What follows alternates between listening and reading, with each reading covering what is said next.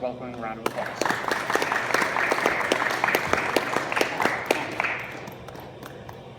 Just checking the sound to see how well it projects. Hear me okay? Have to. Would it do better without the mic? Oh, we need the mic. Okay. Well, I'm turning this off real quick. how's this? That's better. Okay. It's different for every situation. I used to be able to lecture in the college auditorium without a mic, and so that was kind of nice. This is early Monmouth football, and it's a different world in almost every respect. This was the main building, and not quite the only building, but pretty much so. Old Main, built in 1863, with an addition on the back, is where everything took place except for the auditorium and what some of you will remember as the Little Theater, which was the original gym. It was behind the regular auditorium. And this is what the campus looked like from the Broadway side. There were very large gatherings here. We had Chautauquas here, national peace speakers. You'd be surprised at some of the names that came and spoke here, summer entertainment. Now, the first football game was played in 1888. It was actually one played in 1865, 66, but one of the Monmouth College veterans was kicked in the head and almost killed, and so President Wallace said that's the end of that. So it wasn't revived until 88. And you can see the records weren't all that good, and none of these were professional coaches. So every year they would recruit a faculty member or someone to run the program. Pictures in the yearbook were interesting. You get a pretty good feel for the haircuts and the uniforms. This is 1892 team, 93 team. These guys weren't very big. It would be very rare to find a player above 190. Most of them probably weighed 150 pounds or so. So people were just smaller in those days. These are the first games. If you look up there, 93 games, you can see Knox won 6-4. The rules were you got 5 points for a touchdown, then 1 point for an extra point, and then 4 points for a drop kick. And the drop kick had to be made just so it had to bounce, and then you kicked it on the bounce. So you had to do it pretty fast before anybody could get in. The modern punt is a lot higher and less easy to block. And you'll notice they beat Macomb pretty easily because Macomb was a normal school, taught teachers, and most of the students were women. So it was a pretty easy series of wins there, but you'll see they had to play repeat opponents fairly often. This is the biology lab in those days. You can see pretty basic. Top floor of Wallace Hall, or Old Main. In the snow, the auditorium from 1896, and then the football team from just a few years later with the big M instead of the Monmouth and the big football. Now, this is President Lyons, whose picture was lost for many years until finally Jeff Rankin discovered it, figured out who it was. He's president 1898, and this was his advertisement. Fine athletic park that would be out about 12th Street today, 12th, 13th Street out on Broadway, and those good tennis courts. And that was a major point in those days. group system of electives. So we broke away from the traditional election or presentation of, to having more electives and having majors in psychology and history and biology for the first time. Now, it wasn't just men having sports. The women, I don't know if you can read this, but I can. It says, when in the course of college events, it becomes necessary for the girls of Monmouth College to play basketball in order to more completely develop their physical natures and to assume among the colleges of the land a great fame. And so the women here have this revised version of the Declaration of Independence demanding the right to play basketball. And there they have them. It would have been, of course, women's basketball, old-fashioned style, 3 offensive, 3 defensive, and you don't cross the middle line. And there are the women. The scores would be 10-4, 8-2. So they weren't high-scoring affairs. And wearing those dresses, you can imagine why it'd be sort of like playing in modern Iran. Or, okay, maybe you don't know about sports in Iran, but they frown on women showing their legs. And this was the president, and things got really tough in his second year because he found that he had far too little money to operate the college, and so he decided to reduce the size of the faculty, starting with the most expensive professors. So he let go the most senior professors, some of them who had been there 40 years. And since they had no retirement program at the time, they were suddenly there on their savings. And the uproar was so great that the president's wife, who was prone to depression, went up into the attic of the house at the corner of 9th and Broadway, that little elevated spot, still called the terrace, and hanged herself. And so he resigned in order to take care of his daughters, and then we went 3 years unable to attract a president. The city, on the other hand, was doing pretty well, particularly the trolley line. This has been discussed more recently in the community because we had it's a figure-8 line running around the town, right down in front of the college. And there was also a trolley line that ran all the way out to Galesburg, right down Monmouth Avenue in Galesburg. And then there was another trolley that ran all the way to the Quad Cities. So we had pretty good transportation in those days. Oops. Come on.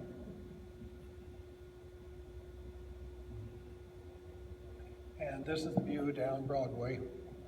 You can see some of the buildings are still there, but some are not.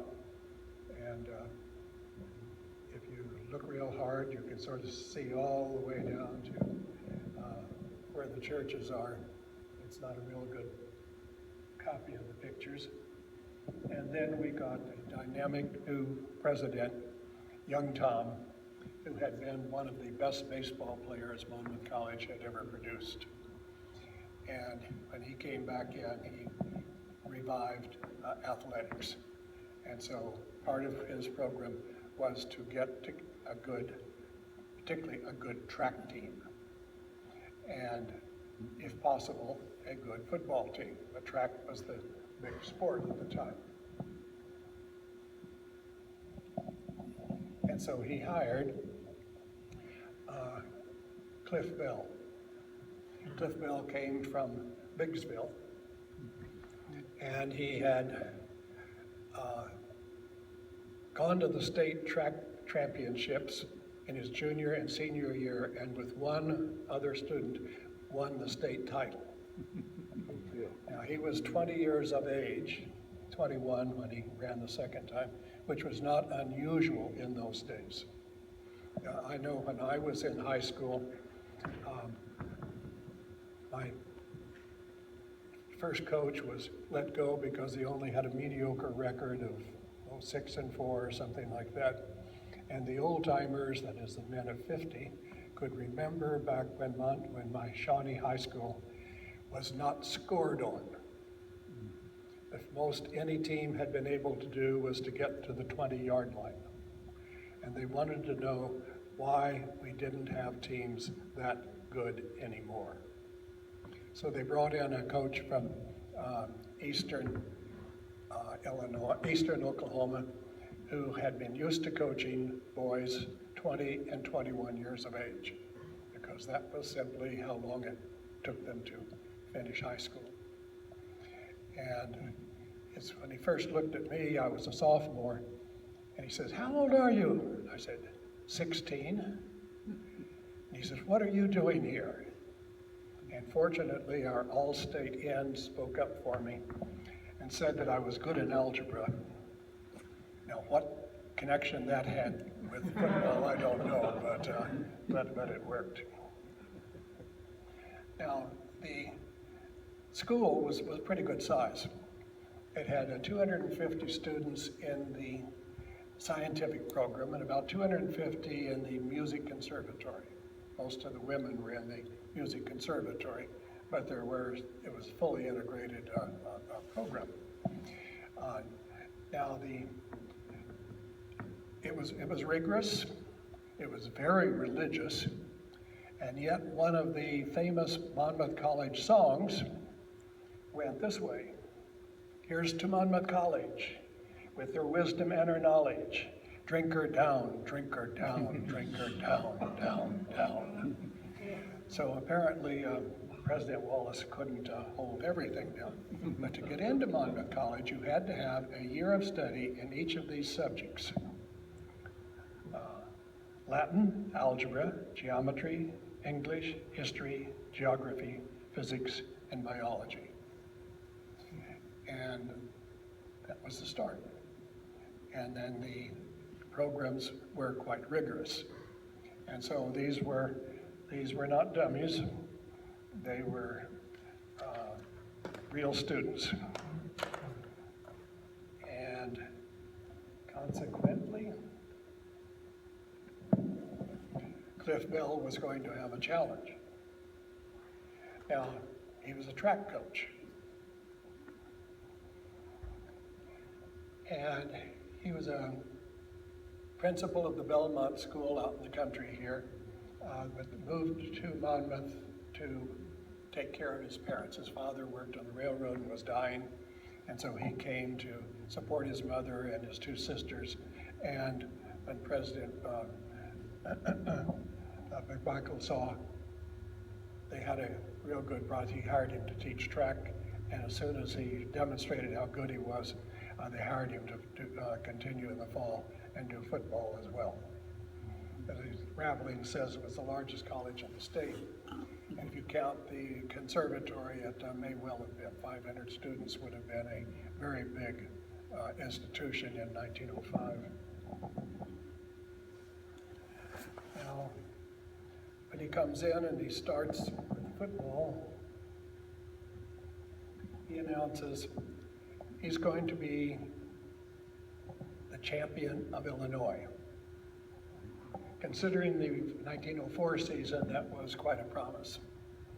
But he immediately started off here, and you'll see the games against Briggville and Monmouth, or Burlington. Again, he's competing against students who are 19 and 20 and 21 years of age. They just don't have as much experience in football, and they don't have as deep a team as he does. The first real game was the University of Iowa, and this is before he really has his system going, and you can see that that was a pretty lopsided score. And then he plays against Keokuk, Lombard, which was the big school over in Galesburg, and then Iowa Wesleyan. Iowa Wesleyan game must have been pretty interesting. They played in a unharvested hayfield. And they had problems with the fans surging onto the field to stop anybody making a sweep around the end. So it was quite a game. The Knox game was the hardest. Knox was a very tough team in those days. You can see Co was not. So now Milliken was a major competitor. It was a member of the Associate Presbyterian Church colleges. There were 6 colleges, the Associate Presbyterian School Church, and it was one of them. The Illinois College game was the biggest. The Lake Forest game would be for the championship of Illinois, and that's what is going to happen here. These are the starters. And the 2 biggest guys there weighed 190 pounds apiece. The next largest, 175, and then it goes down to 150. So it's a small team. This is the single wing formation they played. And this is what I played as a sophomore in high school. Now, looking back on this, my playing this in my high school was only 50 years after this picture was taken. And it's been longer than that from my high school days to now. So I feel like I've lived through a bit of football history here. Now you'll notice it's an unbalanced line this time to the left. You get in the huddle and you learn whether it's going to be unbalanced right or unbalanced left. The defense can't know. And the ball is snapped so quick that the defense can't scramble around to make much of a change. You simply move over to cover your holes. And since you play both ways, and I remember playing both ways here, you're either an even man line or an odd man line. Even man, you're going to be on the holes. Odd man line, you're going to be nose to nose against the person you're opposed to. Linebackers weren't that important. They were there, but the main point was to keep anybody from getting through the line. The beauty of the single wing was the amount of deception that's possible. First of all, the ball doesn't necessarily go to the same person. The fullback is generally the heavier and stronger runner, the tailback the faster, and you go to either one, and then he fakes a handoff to the halfback. Very rarely the quarterback. He's usually sometimes called a blocking back. It's you. Right? Okay, right, Ralph? Right. So far, so good? Yeah. Now, this meant that it hit slower than the split T, which was the next formation that came up. But that allowed for some deception. And the major thing here is on the line, if you double team 2 players and just let one free, if he comes through, you hit him from one side or the other. And since the blocking was different in those days, you were allowed to block them from below the waist and from behind. So you could come from behind, hit them at the knees, and that generally took them out of the game. If you're really good, you hit them high and you hit them low, but that would leave them sort of piled up there in the hole. So you try to blow them to one side or the other. And so if you're playing defense, the first thing you know is if you get through the line, you want to see where somebody's coming to hit you, because they've got up a pretty good head of steam by the time they reach you. Because it'll be one of the ends, and they will have had 4 or 5 steps before they hit you. So it's a very tricky offense. There's a lot of laterals. Today we have the shuttle pass. Back when I was playing, that would have been called a forward lateral. It would have been called an illegal play and be a 5-yard penalty. So your laterals had to be lateral or backwards. There are a lot of laterals, a lot of pitching the ball around, a lot of sweeps. And so it was a very, very interesting formation. I enjoyed playing it, and I sort of regretted it when the coach left. He was a true gentleman, and the Millikan game said, newspaper said, "Hurry Up Bell wore a smile all through the game." As well he might, 772 yards of offense all on the ground versus 83 on the other side. When they got to the big game, the final one, Thanksgiving, we had this poetry. "The dull cold day sends through my bones a dread of tables turned, lest we should lose the championship now so nearly earned. Through the season we have come, not suffered one defeat. The roaring bleachers now affirm, today we will not be beat. And I will play, I play. Must, on me depends the game. Well, I know that every man regards it just the same. What bumps and breaks await me there now gives me no concern. One thing alone I know or care, 'tis honest victory earned. I've played it all while waiting here, and now must play again, for there sounds loud the call of bell. Game's called, my hearty men." Don't often get that little bit of feeling for what a coach is like. And he was known as Hurry Up Bell. 1906. This is his captain. See his position, he plays the center.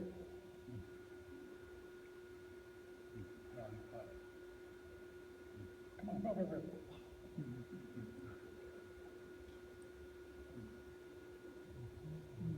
Boy, it doesn't like to, well, always a way to figure it out.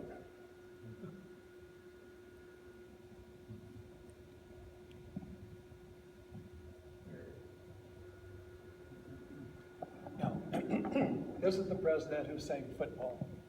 1905 is the last year of the old rules. The old rules, you could pile on, you could gouge in the eyes if nobody was watching, and most people weren't, because you'd have these big pileups. The referees wouldn't blow the whistle until later.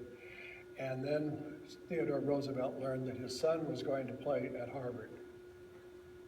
Now, he had played at Harvard, but it was a different era. And he was president. And there were Democrats in the audience there who vowed they would take revenge on Kermit for Roosevelt's policies. So Roosevelt called the presidents of the major schools, Harvard, Yale, Princeton, together and said, we've got to do something about this. No gentleman should be maimed or injured in a sport. And they brought a new set of rule changes that eliminated some of the worst excesses. No gouging of eyes and so forth. Now, rule changes, the game was shortened to 60 minutes. It was now 10 yards to make a first down. It used to be 5, and it was pretty hard even then. But and he had a bully pulpit and was determined. Theodore Roosevelt got his way. And so here was what one of the point was. He says, players wore leather caps.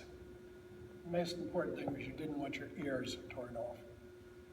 And that was wasn't that much protection for your head, but it might prevent a solid hit from just breaking the skin. There were lots of ringers. At one of the Monmouth Knox games, I remember someone asked one of the Knox players where he was from, and he says, Knox. And he says, what class are you in? And he he says, and he had to stop and think, and he couldn't think of freshman, sophomore, and so pretty clear it was a ringer, but they had hired ringers to play on the games for them. If you watch Groucho Marx in Horse Feathers, you'll see one of the major themes in that old movie is Groucho is the president of a new college, and he says, we've got to have a college the football team can be proud of, and proceeds to figure out how to win the big game using his brothers on the team. But part of the subplot there is how to recruit the ringers for the other team to play for him, or at least to get them out. Every audience understood what was going on. Now the game almost wasn't a season there. The effort to find opponents,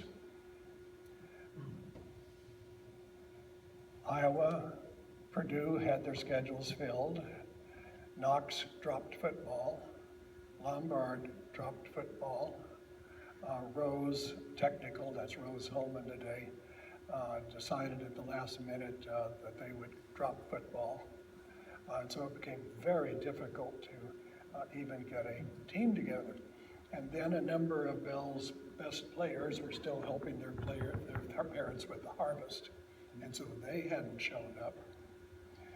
And one player decided that he was going to be captain of the debate team, and so he wouldn't be eligible for football because you couldn't do both. Couldn't make 2 practice sessions the same day. And it ended up with the president calling a meeting after chapel and asking the students whether they wanted a football team or not.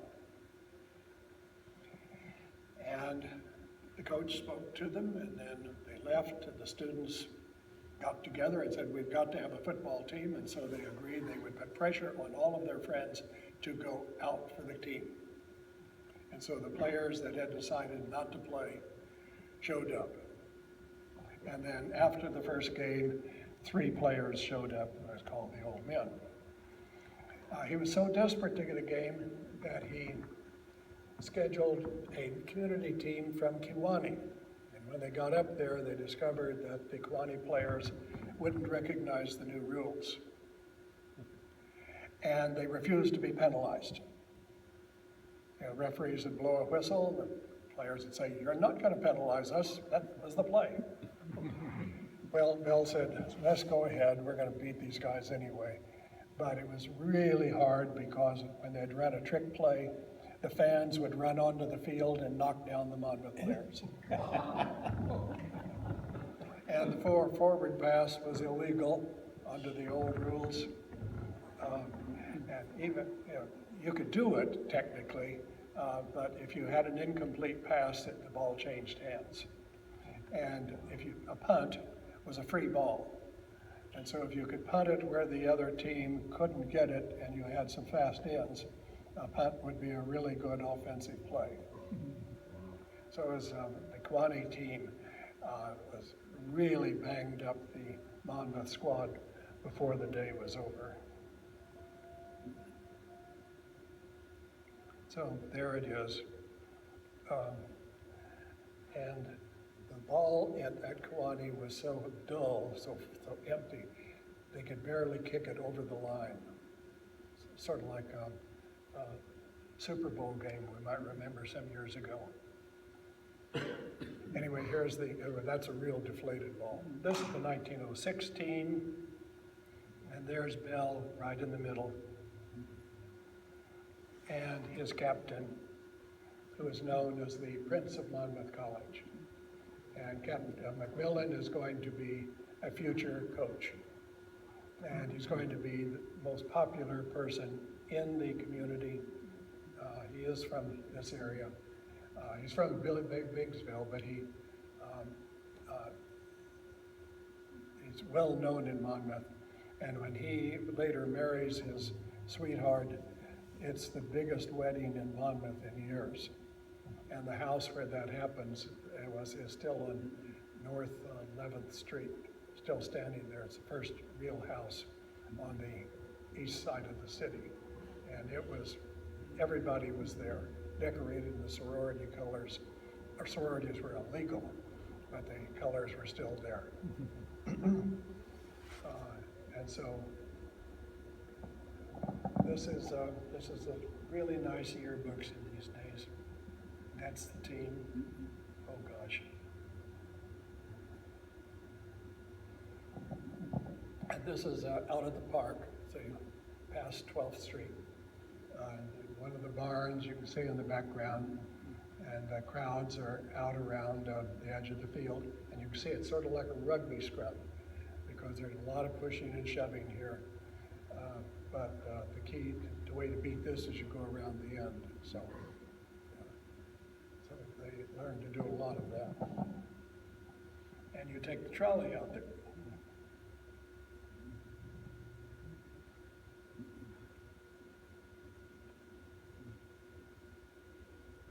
I'm glad this doesn't explode.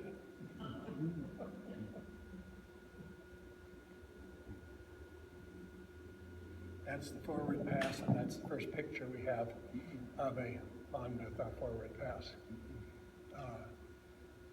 I looked up some material today. The single wing that they're playing there in 1905 is 2 years before it is made popular by Pop Warner.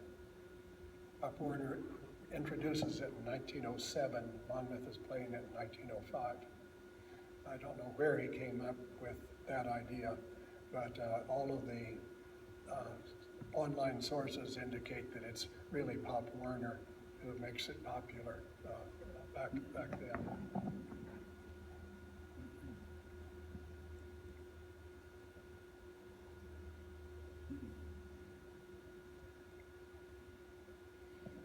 And these are the games. And so it's going to be an 8-0 season. You can see the Quaney Club was a hard game. And Milliken scored in the last minute when they blocked a drop kick. Otherwise, there wouldn't have been a touchdown scored against them in the whole game. And in some of these games, he put in the second string because the score was just running up too badly and everybody ought to get in it and have a good time. So the starters didn't always get to play as much as they wanted. The big game is going to be Lake Forest for the championship of Illinois. And they played that in Chicago, and it made all the Chicago papers with photos. And it was in the mud, terrible rain, sleet. And Monmouth didn't score a touchdown, but they lost a fumble on the 1 foot line, but they kicked 4 field goals, and that was the scoring. The game here in Monmouth was a mud match. The game against Beloit, who were the champions of Wisconsin and Michigan. So Beloit really had a dynamite team, and they played on Thanksgiving Day in a snowstorm that was more rain than snow. 4 of the players were downtown, and they didn't want to walk in the bad weather all the way out to 12th, 13th Street, so they just missed the game. They only had a nickel, so they couldn't afford the trolley. So they played without them. So 3 of the players couldn't be identified at the end of the game. They were all essentially the same color of mud. And some of the girls on the sideline got pretty splattered as well as they made their sweeps. But it was a splendid victory, and everyone was very happy. And here's the summary from the yearbook. And like the game against Des Moines, this was the first time they were using a forward pass. And Des Moines is now Drake. And And so they simply didn't know what to do here. The coach just said the players laid down. The newspaper said they were run over. Either way, it was a pretty easy win. So 2 touchdowns by straight football.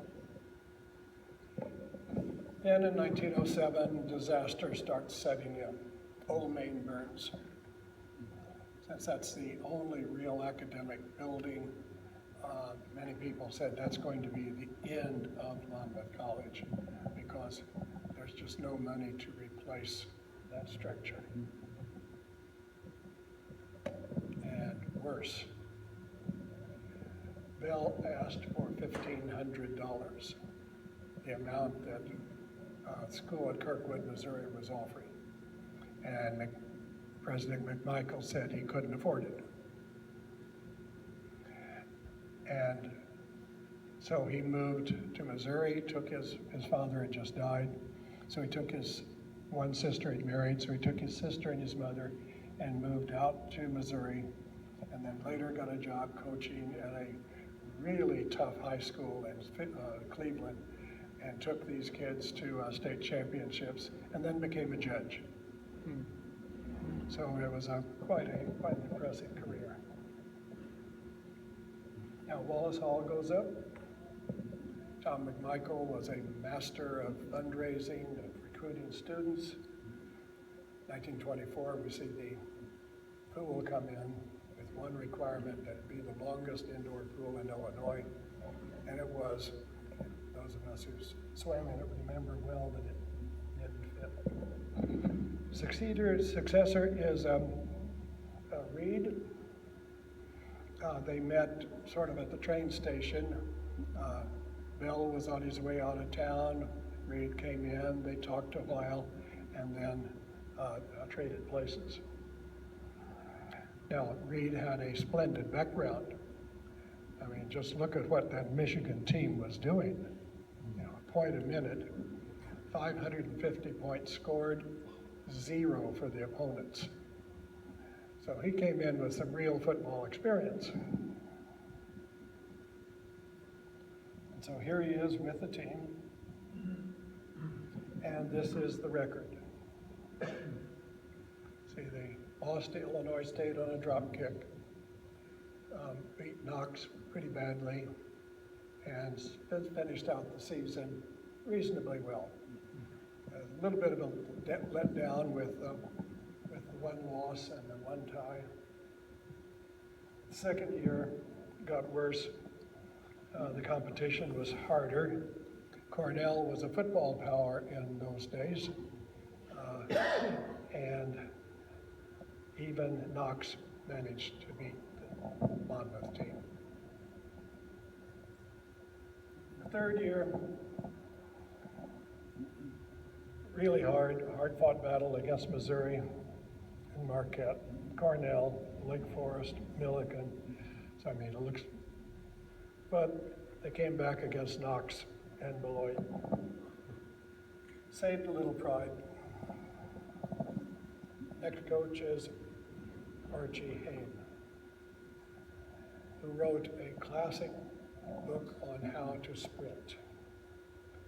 And he went on to a fabulous career in Brown, Michigan, and Princeton. And what's going on here?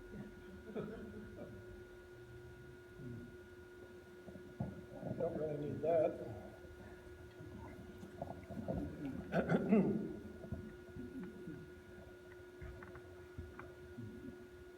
This is pretty typical about people at Monmouth College through all this period. My students used to do papers on faculty, biographies of faculty and staff members of the past. And we often brought in very talented, promising young people. They did well, and then they moved on to better salaries and became famous. You know, one of our coaches ended up having a gymnasium named for him down in Georgia. You know, just extraordinary careers.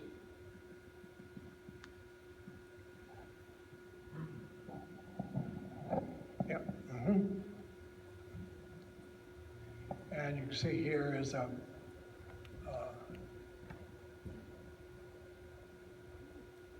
Virginia, that's a pretty good record. Now, his season, however, was a disaster. After the first game, there were so many players crippled that they could barely have a team on the field for the second game. And this was a real problem. That small schools could get beaten up early in the season and then hardly be able to compete. And it's to prevent this type of problem that Monmouth was among the founding members of the Midwest Conference, in which schools would only play schools their own size, similar to them, not state universities. But it also guaranteed they would have opponents. And that was very important. Equally important as sports is the pole scrap, 1900 into the 1940s. You can see they would put out in what is Valley Beautiful. You wouldn't recognize it today because it's a parking lot between the Student Center and McMichael Academic. But they would put up a telephone pole and grease it up. And I think the sophomores put a cap, a beanie on top of the pole, and the freshmen were supposed to get up the greased pole, with the sophomores standing around trying to prevent them. And this resulted in some real fights. And I know, reading the college newspaper, on at least one occasion, the coach said that his team performed so poorly the next week because so many were injured in the pole scrap.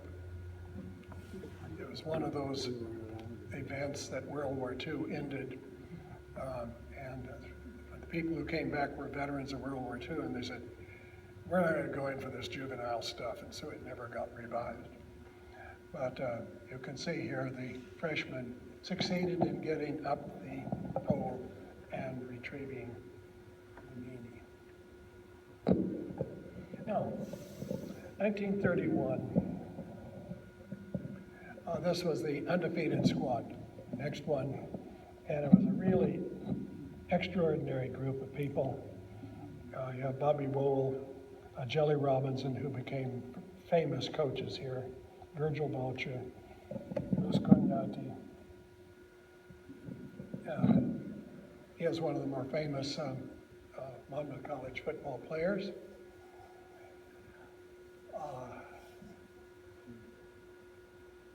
The win over Knox, 19-12, and at baseball, 33 consecutive stolen bases. That's not bad, I think, for a big guy. And never struck out by an opposing player. And then he became a very successful businessman, teacher, and coach. So he was one of the best players we ever had. Jug Urban.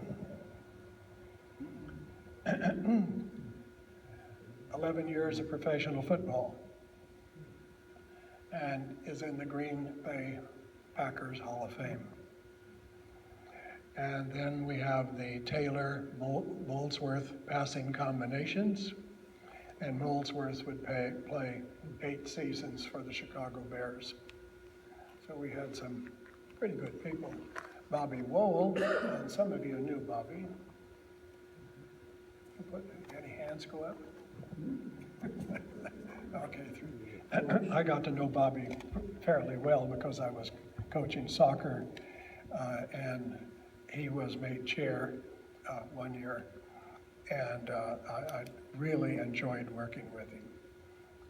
And he was really a gentleman, a person to say, this is what I want my players to all be like Bobby Wool. But he's a really little guy, and his best sport was not football, but basketball.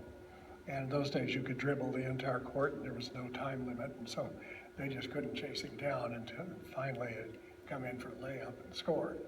But in football, he had the record for the longest kickoff return at the college at the time. And we retired his number. I'm not sure if anybody remembers that, but it is Bobby Bull Athletic Field out there in the. And then Herbert Hart. I met Herbert Hart. And when they announced he was going to come back and give a talk, I'm thinking, what? He must be as old as the hills. But he actually wasn't that bad. He had a divinity degree, and he gave us this marvelous talk about football while he was there. And he said, it was football, the captain always called the plays. Coach had nothing to do except figure out who to go in for replacements. We were still playing two-way. So they just switch sides and keep playing. The captain would call the plays. Hart was talking about on one game they were doing so poorly that he just walked down to Main Street and had a cup of coffee and then sauntered back. Wasn't going any better, so he went down and laid down underneath the opponent's goalpost because he wouldn't be disturbed there. So he was one of those people I really enjoyed meeting. And we remember the 1906 seasons for this person, Sheller Peacock, who was a flawless manager, kept all of the equipment, and he was the reserve fullback. I talked to Saf last night, and he said that he got his nose broken 3 times. I assume that's over 3 or 4 years, but he got in some playing time and didn't keep his head down, but he was apparently a good player because these were great teams.